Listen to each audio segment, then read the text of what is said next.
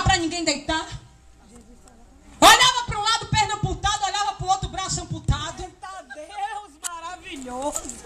E ali, meus irmãos, eu olhava para trás, era um gemendo. Quando olhava para frente, o outro já estava chegando com mais 30 balas no corpo. Eita Deus. E eu comecei a passar mais mal ainda quando eu vi aquilo tudo. Irmão, sentada numa cadeira como essa que vocês estão sentados, porque não tinha uma maca para me deitar. Olha onde Jesus foi me colocar. E olha, deixa eu dizer uma coisa aqui para você. Meu pai na época, ele era empresário. Meu pai tinha empresa de móveis. Meu pai tinha condições. Meu pai, ele tinha toda a condição. Ele teria toda a condição de me colocar no melhor hospital de Salvador para eu ser tratada. Mas sabe o que acontece, irmão? Dentro de muito pouco tempo, quando Deus começou a falar muito comigo, bradar na minha terra mesmo, soprou um vento na vida do meu pai que ninguém entendeu nada. Pastor, Deus tomou tudo que meu pai tinha. Tudo. Carros foram vendidos, motos, empresa se fechou. Meu pai ficou no zero, mas Deus falou que ia criar uma situação extraordinária. E que ele ia quebrar toda a família com uma cajadada só. Deus tomou tudo do meu pai. Meu pai ficou no zero. Automaticamente Deus agiu na minha vida. Lá estava eu no Roberto Santos e eu lembro que meu pai chorava no corredor da enfermaria e dizia: a minha filha vai morrer aqui dentro e eu não tenho R$1 para colocá-la no hospital particular. Porque Jeová já estava tratando o vaso. E ali, meus irmãos, eu lembro que eu sentado naquela cadeira com um balão de oxigênio em pé do meu lado. Foi quando eu dei outra parada respiratória com 2 dias que eu estava lá.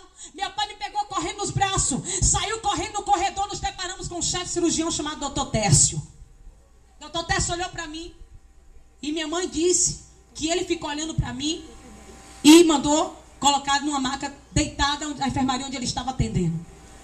E ali, meus irmãos, eu despertei. E ele disse: olha, eu vou apertar a tua barriga e você vai me dizer onde você está sentindo dor. Quando ele apertou aqui, ó, na região do meu intestino, eu dei um grito que chamou a atenção do hospital. Ele perguntou para mim: o que é que você está sentindo, doutor? Tem algo se mexendo na minha barriga. Eu senti, irmãos, algo se mexer, como que tivesse realmente um feto. Mas não era um feto, não era uma criança. Era um movimento estranho. Era um movimento que me trazia dor. Era um movimento que me trazia sofrimento. E quanto mais aquilo mexia, mais eu gritava. E eu disse para o médico, eu disse: doutor, tem algo se mexendo aqui dentro de mim. Eu peguei a mão dele rapidamente, coloquei na minha barriga. Foi quando ele disse: verdadeiramente tem algo se mexendo na sua barriga. Vamos fazer um exame de tomografia, porque eu tenho certeza que você está grávida. Ele disse: doutor, tá aqui, ó. Minha mãe pegou as 5 ultrassonografias, entregou nas mãos do médico e disse: minha filha não está grávida. Só se as ultrassonografias estiver mentindo. Ela não está grávida. Está acontecendo alguma coisa, doutor. E ali tinha 25 pessoas para ser atendida, mas eu tinha que fazer aquele exame de tomografia. Com todo sofrimento, fiquei naquela enfermeira e disse: vou deixar ela aqui nessa maca, no balão de oxigênio, porque o batimento cardíaco dela está muito lento. E fiquei ali naquela enfermaria. Minha mãe desesperada, meu pai entrou em depressão, meu irmão. Ficou desesperado. E ali, meus irmãos, eu vivi o mundo espiritual dentro daquela enfermaria. Naquele momento, eu deitada, sentindo muita dor, minha barriga começou a crescer e ficou no tamanho de uma mulher grávida de mais ou menos 4 meses de gravidez. Foi então que os médicos começaram a ficar assustados, porque como que a barriga da pessoa está normal de uma hora para outra e começa a encher com uma bola de assoprar. E ali os médicos ficaram assustados com aquilo, minha mãe também se desesperou quando viu aquilo.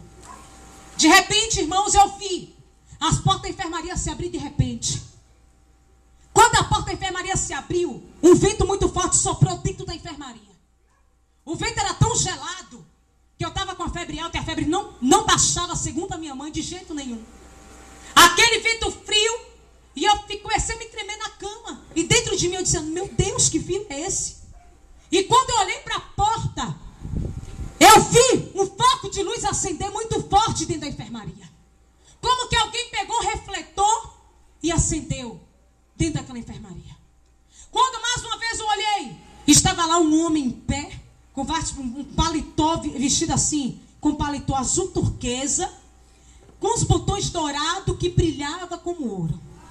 Eu olhei para o rosto daquele homem, eu estava em uma certa distância e eu queria ver o rosto dele, mas eu não conseguia. Aquele homem começou a se aproximar de mim, ele veio pelo corredor, e quando eu olhei para os pés dele, ele não andava normal como nós andamos. Ele marchava como um soldado. E ele começou a marchar. E parou na frente da minha cama. Eu olhei para o rosto dele. E então ali eu indaguei a Deus com uma pergunta. Eu disse, meu Deus, nunca vi um homem sem rosto na minha vida. Eu nunca vi um homem sem olho, sem boca, sem nariz. Era só, irmãos, uma nuvem alva e branca como a neve. Aleluia. E aquele corpo, naquela postura tão linda, que eu não consigo explicar para você aqui hoje. Eu nunca vi homem na face dessa terra com a postura igual aquela. Ele parou na frente da cama e ficou diante de mim. Eu ouvi aquela voz bradada na enfermaria dizer, filha, contempla aí a minha glória. Eu disse, Deus, quem é esse homem? Aquele homem bradou e disse, sou eu, anjo, enviado pelo Deus Todo-Poderoso para pelejar por ti aqui dentro deste hospital. Resumindo, um posto de rebeldia, um posto de desobediência, mas o Senhor, Ele ainda foi tão misericordioso que Ele enviou um anjo, aleluia, para pelejar por mim ali dentro daquele hospital.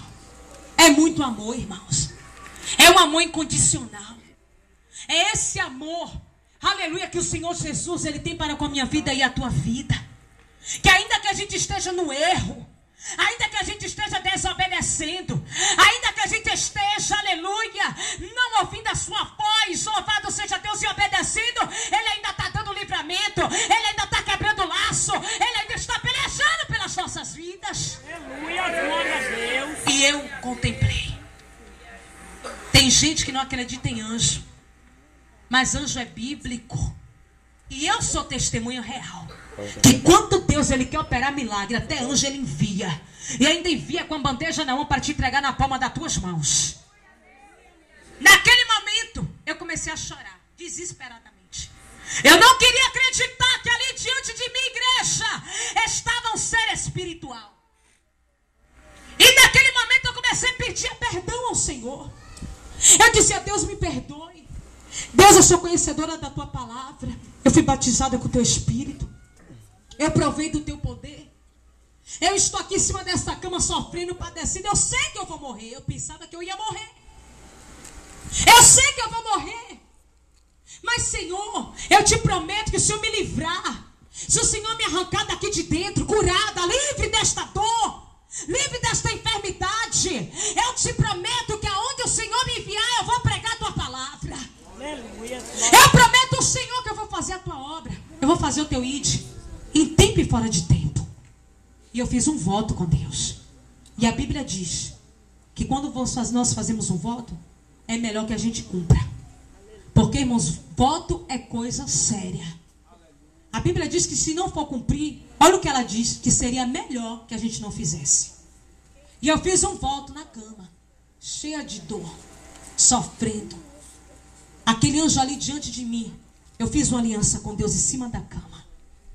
Eu levantei as minhas mãos e disse, Senhor, eu sei que o Senhor está aqui. Eu faço uma aliança contigo neste momento. E prometo ao Senhor que aonde o Senhor me enviar, eu vou pregar a tua palavra. Só me tira daqui. E eu fiz uma aliança. Naquele momento o anjo do Senhor olhou para mim e disse que a paz do Senhor esteja convosco para todo e sempre. E saiu marchando e passou pela porta da enfermaria. 4 maqueiros, 10 minutos depois entrou naquela enfermaria, empurrando aquela maca. Minha mãe estava sentada junto de mim. Eles chegaram lá e disseram, Maria do Socorro, o doutor Tess mandou vir buscar a tua filha, porque ela vai fazer um exame de tomografia agora. Mas não tinha previsão de quando eu ia fazer. Mas quando Deus Ele quer operar o milagre, meu irmão, Ele descomplica tudo que está complicado. Ele faz um reboliço e nós não entendemos. Louvado seja Deus. Ele complica, descomplica, e lá na frente que Ele vai explicar porque complicou o negócio. Aleluia, minha mãe não entendeu nada. Ela disse, mas o doutor Tess disse que não tinha vaga. Ele disse, mas ele conseguiu a vaga. Tudo que estava difícil tornou-se fácil, porque quando o general de guerra entra na peleja, ele sempre sai vencedor. Fui para a sala de tomografia. O diabo viu que ele estava perdendo a peleja. E ele sabia que se eu saísse dali curada, muitas almas iam se render aos pés de Jesus. Ele aí acelerou o negócio. Meu irmão, quando eu estava entrando na sala de tomografia, ele tomou a locomoção do meu corpo inteiro. Eu não sentia minhas pernas, não sentia meus braços. Eu, quando fui falar algo para minha mãe, pedi para ela prender meu cabelo. Minha voz não saiu. Eu não ouvia minha mãe falar direito comigo. A voz toda embolada, como que eu tivesse dado um derrame. Eu não ouvia mais minha mãe, vendo só vulto na minha frente.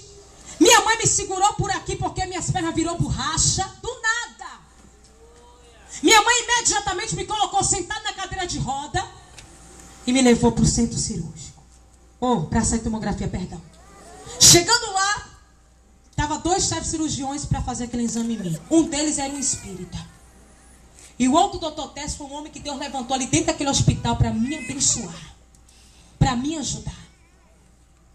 E ali, meus irmãos, quando eu cheguei na sala de tomografia, doutor Técio me colocou, me pegaram, os maqueiros me pegaram, me colocaram naquela cama. E foi quando foi feito aquele exame. Foi constatado. Deus abriu a visão dos médicos e eles enxergaram algo grande e preto dentro do meu intestino.